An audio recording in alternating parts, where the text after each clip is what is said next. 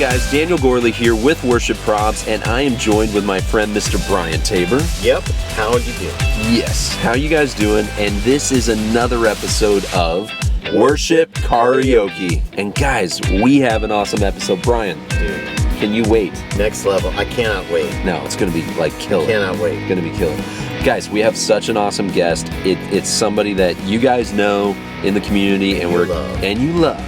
But before that, we're going to talk to our sponsors. Hey guys, this episode's also sponsored by the amazing team at Church Visuals. These guys are awesome. As a ministry leader, you want to save tons of time and look amazing at the same time, but it's about more than that when it comes to connecting graphics and video. It's about visually communicating that lives are changed. Visuals are tools to see salvation and spiritual growth at your church, and that's what the team at Church Visuals is all about. Their work has impacted the entire world. They work with some of the largest brands in ministry, from Outreach to Awana to Answers in Genesis, Tithely, and many, many more. Their massive ready-made library of 40,000 plus ready-made visuals is available to you, and you can pull them in instantly. You can't even get a part-time employee for the cost of $299 a month, but they do it for you, and they're amazing. These guys nail it. Churchvisuals.com is their website, so go check them out. Church Visuals is the best. All right, guys, our sponsors, they're amazing. Please visit them. But without further ado, Brian, who do we have? We have a guy who really needs no introduction to our audience. He goes by many names, though. Right. Big Sexy Pastor. The Big Arrivederci. The Big Arrivederci. Ladies and gentlemen, yes. Mr. Scot Longyear. Come on, hailing sir. from Terre Haute, Indiana. Terre Haute, Indiana. The Big Sexy Pastor. Dude, this is awesome. You coming to a gig?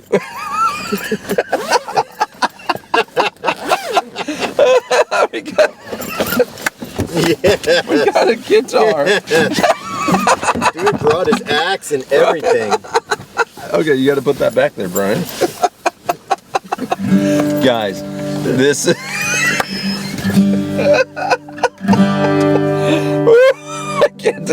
I can't take it seriously. You can't make this up. Incredible. You were Brian and Daniel, and here am I in karaoke. Oh my So God. I let my words be few. Oh my Lanta. 'Cause Brian and Daniel, I'm so in awe of you. I don't know if it's the mask, but the musical talent is. And I'll stand in awe of you. Oh my goodness, that is so awesome. Yes, I'll stand in awe of you.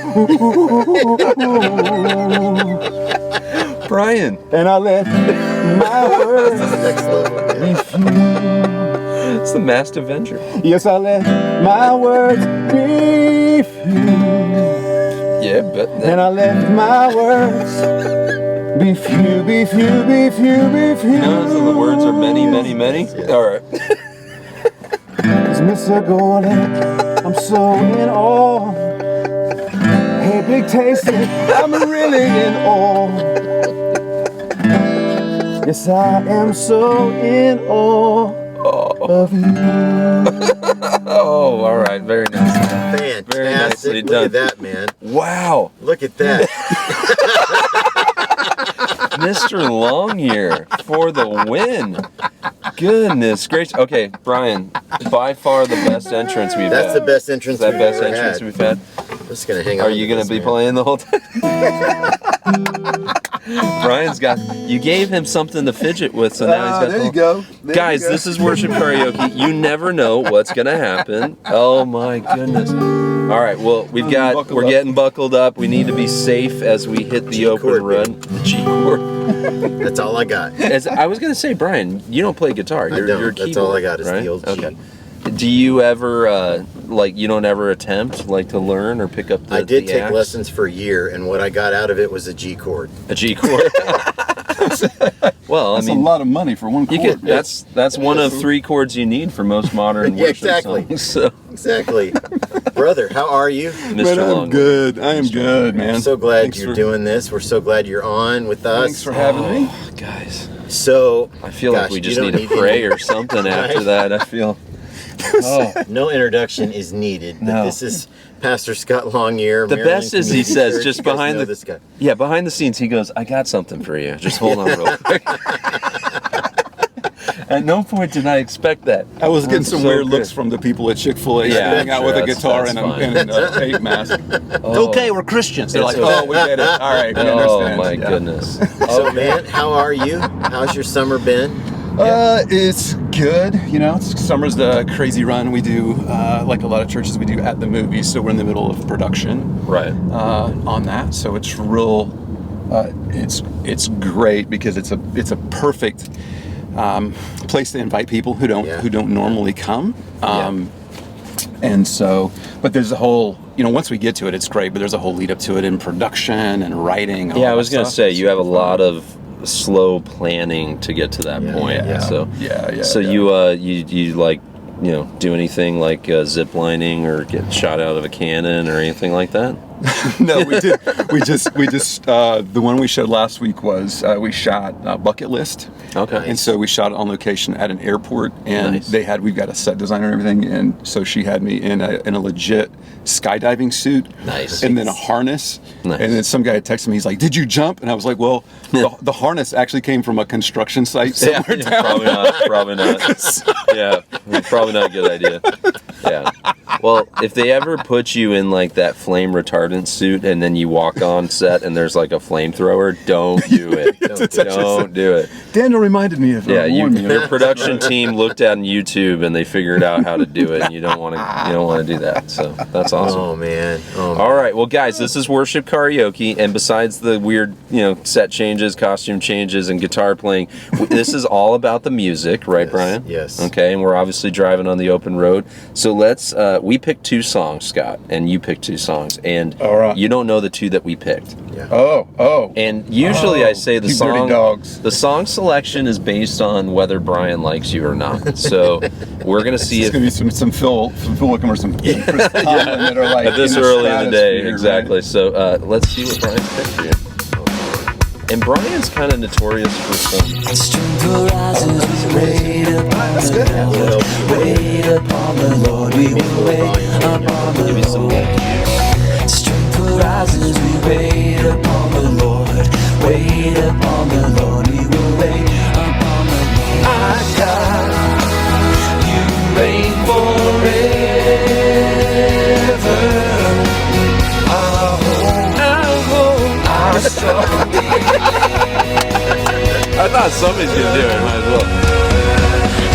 You are the everlasting God, the everlasting God. You will not fail. I know. Somebody You're the defender of the weak. You I don't remember the words. Those are me. Yes. You lift us up on wings like eagles. Guys, we gotta warm up a Got the little. squeak. I didn't do my vocal warm-ups. I haven't done my vocal warm-ups for like 12 years. For 12 years or so. You're like, watermelon. You didn't Chops. do that? Okay. The chops all are a little. All right, Man, Mr. that's a Lincoln great Brewster. song. Good Great tune. Good tune. Oh, so Mr. Longyear, you are a senior pastor now, and that position. Got demoted. No, did that come with like an AARP card, or is that like senior as in deferential treatment? It isn't. Yeah, it's in Okay. like he's the last guy that's. The last I've been man at the standing. church for so long. They're like, just give it to him. He's Just- not going anywhere. He's just Oh. going to be a pain. So. So, and to Yes. be, and you grew up in the church that you're pastoring. Yes. I don't think everybody realizes that. Yeah. They when I was a kid, my mom took me literally into the nursery, and so I came to the church in diapers, and I tell people they'll probably take me out in diapers. Like, bring you in and take you out the same way. Oh my goodness. Oh, that's man. awesome. So, Scott, one of the things I've always admired about you is you are always growing, always stretching, and that pushes me. I love that. That's just because I need to grow. I'm like, Well, don't like, we oh, all? you I mean, idiot! Like, come on. We all do. We really love that you're stagnant. Yeah. It's really great. Always know where to find you. So, leadership lessons, what are some things that kind of rise to the surface that you either like have learned or maybe you are learning now? Well, I think the Lord, we never arrive, until we get to heaven, I guess. So we're always learning something. But I don't know. I'm a little frustrated because I would have hoped I would have been a little further along or have it figured out, by now. So one thing, a lot of times the Lord will teach me through like circumstance. I listen to Him. I'm daily in the Word, whatever. But sure. Like just circumstances where I'm like, the Holy Spirit's like, we need to make an adjustment here. So it was sometime last year. I'm finishing up a sermon, and with our worship stuff in our flow, I'll preach, and then at the end of the sermon we have 3 songs after that. So it's like a response time. Yeah. Oh, that's awesome. Love it. So there's a like most of you guys all have. There's a cue word that I use every week.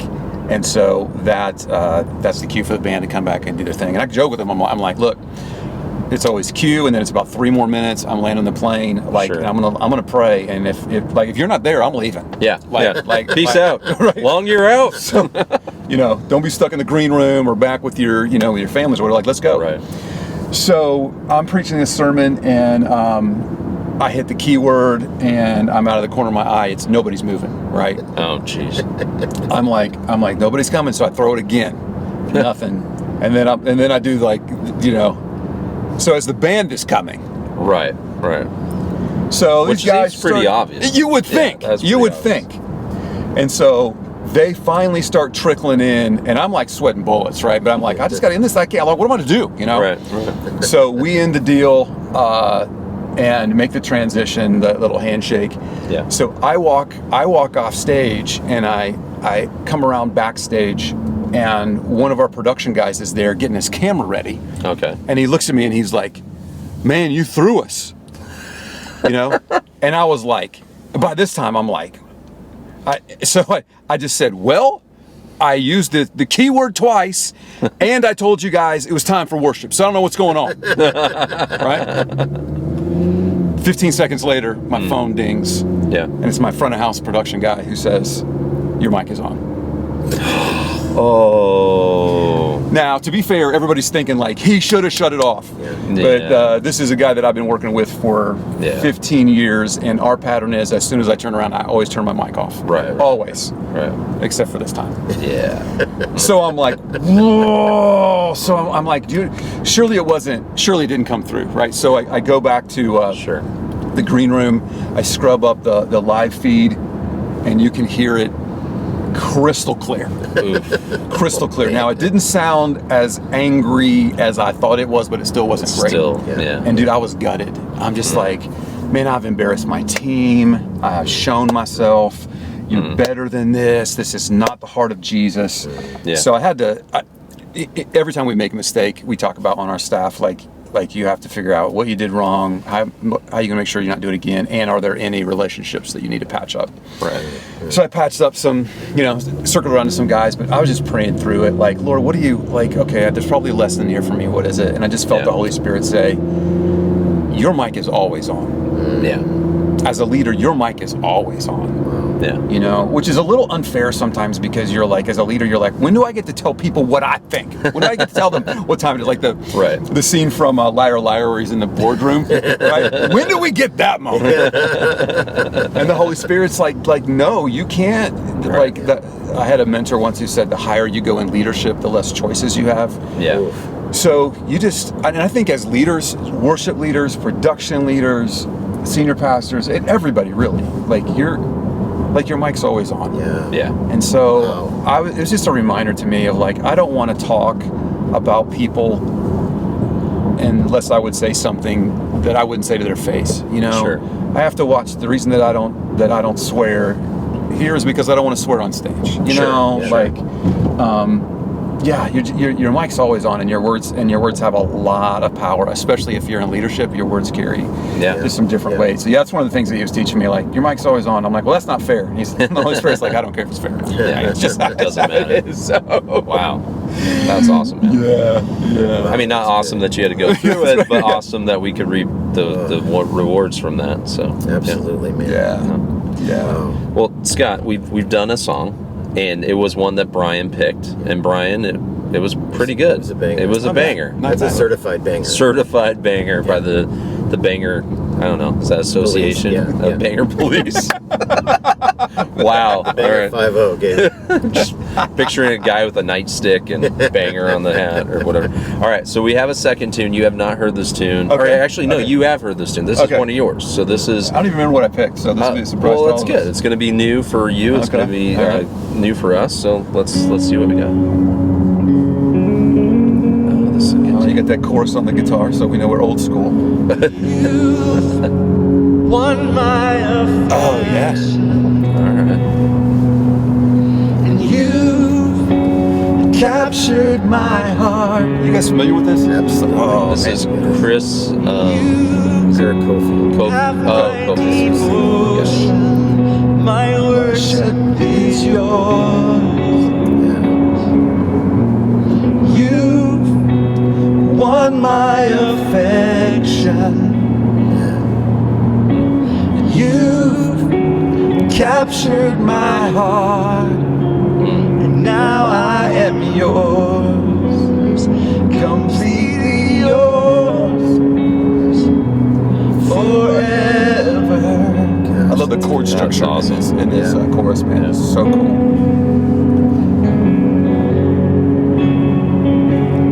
And of course, it's a guitar tune. Oh, wow. I see the sacrifice that you gave, and I know the awesome price that you paid. Oh, you went the distance, you finished strong, you earned your passion, so you gave your all. You won my affection. You've captured my heart. You have my devotion. My worship is yours. I was really surprised that this song didn't catch more fire Won my affection. when it came out, which I don't know when it was. It's been years ago, right? Yeah. But you did this, Brian. Did you lead Yeah, this? absolutely. It's a great song, man. Yeah, fantastic. And that leads me to my next thing for you is that, so when we get DMs from people, they're usually about like 3 different things. The first most questions we get is about volunteers. How do we find volunteers? How do we keep volunteers? How do we train volunteers? Sure. The second most DM'd question is about the AW scale. What? Okay. Really? What episodes? Okay. Where did you talk about the AW scale? And so we've talked about it a couple times. And so would you just give us a quick reminder? Yeah. This is all something you introduced to our community. Yeah. Unpack a little bit of that AW scale. Well, it's so the basic thing is evaluating songs based on, are they horizontal or are they vertical? Are they focused directly on the Lord, or is it more about me? Now, Sure. the tension and the wrestle is that it's really good to sing songs about, this is what Jesus has done for me, and my fear doesn't stand a chance, and that kind of thing. But my contention is that I've noticed just that the diet is pretty heavy in those. Yeah.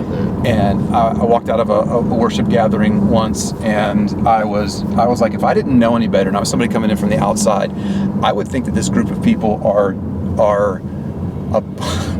a bunch of weaklings trying to psychologically psych themselves up for the next week. I can do this, and I'm like, where's the focus on Jesus? Right. So maybe it's a bit of an overreaction to that. I was like, we just need to evaluate our songs, not throw out some that aren't. And so we came up with the AW scale, which if worship is described as ascribing worth, AW, ascribing worth. So what I've asked our teams to do, asked them to do it physically, and now it's just more cognitively, is on a 1 to 5 rate a song based on how high it is on the AW scale. So AW, a real high, like a 5 AW would be, it's a 5 ascribing worth. It is, it's to the Lord. So the holy, holy, holy is the Lord Almighty. Right. He wasn't, it's that, you know. On you stay, you know. That would be like there. Something that's really more about us and less about the Lord would be a number 1. Got it. And so our contention is that a good worship gathering would really contain both of those. Now, I believe that the higher the AW, it translates into more participation from people. Okay. So there's just something intrinsic inside of us. And we even did this in our, I was preaching this one Sunday, and then our worship team came out after me, and I said, there's something inside of us that just clicks when it comes to worship, because we were created to worship the Father. Sure. And so I'm like, for example, it's such and such birthday. Let's sing happy birthday. So we'll sing happy birthday. Like during a church, we sang happy birthday to somebody. Right. And it was pretty cool. It was in the same key, right? Like, get us in the key of this. And I said, now it's different, because you watch what happens to the room when we sing things like how great is our God, or something. And you could feel the room turn. We're like, oh, now we're singing about Jesus, right? We're singing to him, which is so fun. Next time you're in a worship gathering and you're in a strong song or a banger, right, whatever it is, and you hook into the resurrection, you watch what happens to the room. The room's like, oh, it's edge of your seat, right? Because there's something inside of us. And so I think if you're having some flat worship gatherings, or you're like, we're not really getting the participation that we want, or the engagement, maybe that's a better word, I would take a look at that and go like, oh, well, we have all AW1s, maybe that's why. Right. And so let's kind of place those and put some strategic times in there when we're speaking directly to the Lord in that. So, and a really key component is that, because people, one of the things they always ask is, can we get Scott's list? Oh. And they're in the list. There is no list. The approved list. You got to do it for yourself. Right, and I think that's healthy. Like, look in there. And here's the crazy thing, because I was like, well, this is great. We're going to come up with this scale. And then you look at a song, and I'm like, this is a 2. And then you get to the chorus, and you're like, never mind, it's a 5 plus. You know, so there is that balance in there. But just look at the song and be like, is this, again, I think, and I've been challenged on it, because it's like, look at the Psalms, Scott. The Psalms are a lot of us and the Lord working us. And I get that. Sure. And part of worship is declaring to each other what the Lord has done. Sure. I get that, but man, there's just something that's potent. You know, around the throne, the angels are singing "Holy, Holy, Holy." They're not singing, "Oh, absolutely." You know, I can make it through the week because Jesus is my rock. You know, even though it's not a bad way to I go love about it so much, and I love that you always make a distinction. Is not just that we were created to worship; we were created to worship the Father. Right. And that's different. That's awesome. Than just created to worship nature or whatever. That's why I think there's just something that clicks, man. It's so fun to watch. You know, people are like, I don't know what's happening. It's like, what's happening is you're drawn into worship the way that the Lord created you. I love it. Do you guys think, and this is going to sound, you know, like I'm an old man screaming into the wind, but we used to talk a lot about praise and worship, and praise almost led into that posture of worship, because you're praising everything that God's done for you or for his people or for the church. And then the natural response out of that is worship. Like, how can you go through that history timeline list of all of God coming through for you, and your response not be to worship God? But I feel like that praise moniker has kind of ran away from us, or at least in my opinion, dropped off. And that's, I don't know, maybe that's how I feel, but it's how I feel we've dropped some of that in the worship set. So. Well, I'll tell you this, man. If you ever have a chance to get to Maryland Community Church in Paradise, Indiana. Paradise. You need to do it, man. Because you will meet the Father. I tell people that all the time. And I love it. It's a good place, man. I wish it was closer to me. You know, or I was closer to it. Ain't nothing but a for sale sign in your front yard, man. Let's go.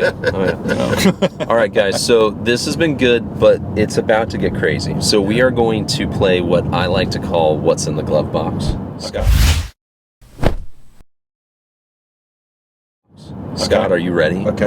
I don't know if I'm ready. Did you have to close your eyes and I could put it in and you got to feel something. You put your hand inside the glove box. Oh, it's Sammy in the glove box. What is he doing? Did you do some like stretching beforehand? I did, man. I'm ready. All right, a little limber. All right, okay. Let's do it. So I'm opening the glove box. Pop the glove box. Okay. All right. And we figured, since you have such a legacy in worship that you can choose either of those. The other one goes to Brian. So. Oh well, I got to do the bear. All right, so we're doing the teddy bear tambourine. This is amazing. I'm showing up. The next time you're leading worship, I'm showing up with this, man. Yes. Scott, you are licensed to tambo.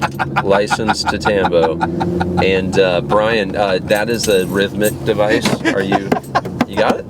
Oh, all right. Come on. A little drum. Okay, now the best part is we're going to do your second tune, so we probably are going to ruin probably one of the most iconic worship songs of all time. Again, I don't remember. But I'm here for. Oh, you will as soon as this strums up here. Let the music fade. I'm coming back to the heart of worship. It's literally the most antithetical "What's in the Glove Box" song you could have picked. You, Jesus, I'm sorry, Lord. I'm sorry. I've made it, but it's all about you. It's all about you. And the tambourine. Jesus, I'm coming back to I'm so sorry, Matt. We're so sorry, Matt. and it's all about you. It's all about you, Jesus. I'm sorry, Lord, for the thing I made. When it's all about you, it's all about you, Jesus. King of Infinite. Oh, you were so good. All right, well, gentlemen, we apologize to Matt Redman. Brian, you're getting some tones out of that. So what's your secret, Brian? I don't know what I'm doing. That's my secret. You never had to play like percussion, like when somebody didn't. Well, okay. So growing up in my church, my oldest brother was the worship pastor. Okay. And there were occasions where the drummer wasn't available or whatever, and he would find me from the keys out in the congregation and just kind of nod me over to the drums or the piano. Yeah. And I had like a really mean Southern gospel backbeat, but it had to be pretty much. It was a very small slice of tempos I was good at, and I could keep doing. So that was it. That was it. That was your one moment. My one percussion. Your one percussive moment. I feel like we're going to get in an accident. No, they're going to like the cops are going to pull our charred bodies from this, and they're going to try to figure out what was going on. There's a gorilla mask.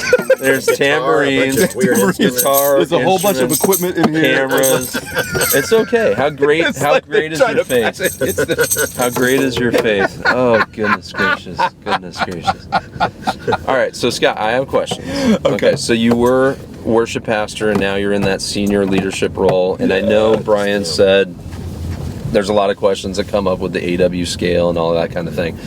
What about being on the other side of it as a worship, as a senior pastor, and you were a worship pastor? If there's a worship pastor that's out there and they're maybe not connecting with their senior leader, maybe I saw an anonymous post come through the worship props community where it was basically they were being asked to do something outside of their comfort zone, musical style, band arrangement style, and they were kind of at odds with their senior leader. Like, what kind of advice would you give now that you've sat in both seats?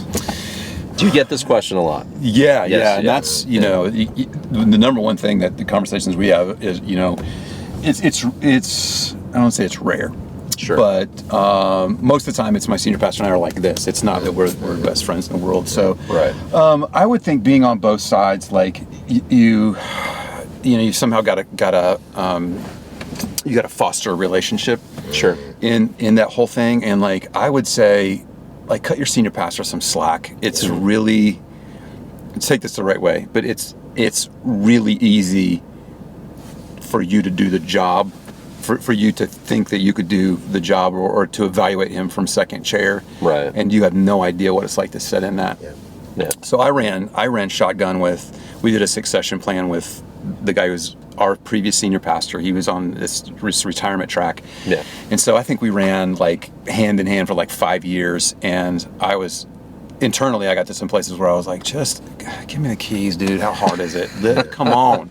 And I was transitioning out of worship into that. Sure. And, but when they slid the keys across the table to me, and they, you know, you're the dude. I was the dude. I'll tell you, I slept different that night, and it wasn't better. Yeah, it was different. And so that to say, your senior pastor, like, give him a break, because he's dealing with a whole set of issues and stresses that you don't even know about. Yeah. And I'll tell our team, like when you come into work in the morning, what do you see in the parking lot? And they're like, I don't know, I see cars. Like, I see families that are that I could screw up their finances with one bad decision. Sure. You know, I'm worried about, like, how are we doing on budget? What about people? How's my staff doing? There's just all of that in there. And so I think sometimes if we're not healthy as a worship leader, we're like, well, I'm not getting the attention from my senior pastor. Well, you're not the only kid there. You know, you're not the only person there. So give them a little bit of a break. But I would also find, what is it that your senior pastor, like, what's his love language? How is he cut? How can you talk to him? So maybe if he's a hard driver, you talk to him one way. If he's not, another way. And like, what could you do to surprisingly support him? Yeah. Like, one of my production guys came in. I was getting ready to go on a trip, and my production guy comes in totally. I don't think I asked for this at all. He comes in and he's like, "Where's your computer?" I'm like, "What's going on?" And he just takes a thumb drive and he's like, "I know you're going on a trip, so I got 5 movies for you on here," and then walks out. And I'm like, "Okay, what?" I mean, that built into me as a senior leader. Like, dude, thank you for seeing. You. Yeah. And so I would try to cultivate those relationships, and I would just try to be honest and go, you know, take him out for lunch, you pay, and just say, look, man, I want to support you as much as I can. How might I be able to do that? Or just real honest, when you ask me to do this song, I really want to do that song, but I feel like I can't do it right because it's beyond my skill. So help me out on how that I can do that. A lot of it just comes back from communication, and sometimes guys are dealing with so much stress in the seat that they don't communicate really well. So it's not, don't hear that it's all one side of like, well, you worship leaders need to get your stuff together, because pastors too, worship or senior pastors, like, give your worship guys a break, man. Yeah. I mean, they are dealing with volunteers. One of the things that in my role, you know, it's easy for me to go like, go get volunteers. Just make it happen, man. Do another service, make this thing. And my worship and production team could look at me and go like, what volunteers are you getting? Right. All your people are paid staff. Right. I don't have the burden of recruitment. And so senior pastors, you got to realize your guys are out, like, they're knocking it down and they're dealing with personalities and all that. So I think it's some understanding really on both sides. Well, and if you're a young, like, worship leader, I mean, for me, being like younger tech pastor, I will just honestly say there are things that I swore up and down were absolute truth, would never ever fade or change in my 20s. But now in my 40s, I'm like, man, I wish I could go back with the perspective of time and the more patient approach. Pick your spots, man. Is every not everything's a mountain worth dying on. You do not have to die on that hill. It's going to be okay. So, Scott, okay, you know this. We end every interview with the same question, called the big room question on the podcast. We're mobile, so we call it the big bus question. Big bus. On karaoke. This is a very small bus. I know. I'm going to write a strongly worded email about this. Is the worst bus I've ever been on. By season 25, the bus will be large. Exactly. Guys, let me in. No. Sorry. No, you're a car guy, not a bus guy. We'll have a bouncer at the bus, Brian. Let me in. Are you the guy in the gorilla mask? That was stupid. Anyway, sorry. It's all good. So if we got all the worship leaders, all their volunteers, all the production and tech leaders and all their volunteers, got them all together, we gave you that, like, a microphone at the front of the bus and said, what would you want to say to them about what we do in the local church? Yeah, I think this is pretty personal to me because this is where the Lord's had me the last couple years. Because He had me, I was doing a lot of stuff, and He had me stop doing a lot of things. Like I haven't done things like this a lot, right? Haven't been on the podcast a bunch. I haven't been speaking a lot outside of the church, and He had me shut down a lot of stuff. And I think one of the reasons now He's starting to open that back up. But one of the reasons He wanted me to take a break from it is that I didn't think this was true. But what I found is that my identity was tied more to what I was doing than I liked. Sure. And so here's what I'm learning, and what I would say to anybody who's in ministry is that you have to lead from love and not for love. Okay. You have to lead from love and not for love. And I think when we go into ministry, we go in with some mixed motives. I know I did. I want to serve the kingdom and I want to serve with Jesus, but like I also get a lot of accolades. Sure. You know? And you're like, ooh, I can do good of this. And so you start extrapolating that out. And if I'm not in a healthy place, I'm like, ooh, look, I wrote a book. Do I have value? Right. Am I a player? Like, do you? Right. And I think we can get like that on a Sunday too, And I think a good litmus test is somebody comes up and they're like, man, I didn't really care for that song today. And you're like, whoa, I'm just looking for people to validate me. And if you continue to look for validation in humanity, I think that's taking away from the place where we should have validation. So I want to lead from a place where I'm like, yeah, you might not have liked that, but man, I appreciate your opinion, sort of. But I get my value and my validation from the Lord. And I'm going to lead from a place of being loved. That means I'm continually connected with the Father and not for love, because, man, what a terrible way to live. Oh, yeah. Right? I mean, absolutely. I've worn myself out in those seasons. So I would lead from love and not for love. Man, that's so good. That's so good. If Scott's new to you, you got to go follow.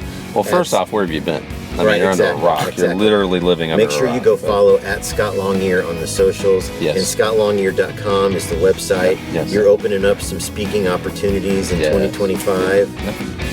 So if people have needs, or you need a guest speaker, somebody to just come in and drop the hammer, this is your guy. This is we call him Little Thor. It's our Little Thor with the hammer. And listen, he just scratched the surface of his costume game. He literally has like different primates, different animals, it's a whole thing. It's a whole thing. Right. Easily the best entrance ever. Like, will not top ever. So, guys, thank you very much, Scott, for joining us. It's been for the invitation. A blast.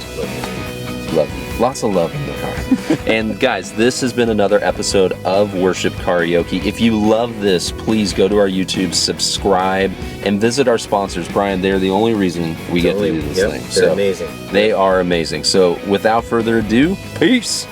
Deuces. Arrivederci. Oh, it was like subtle as we did it.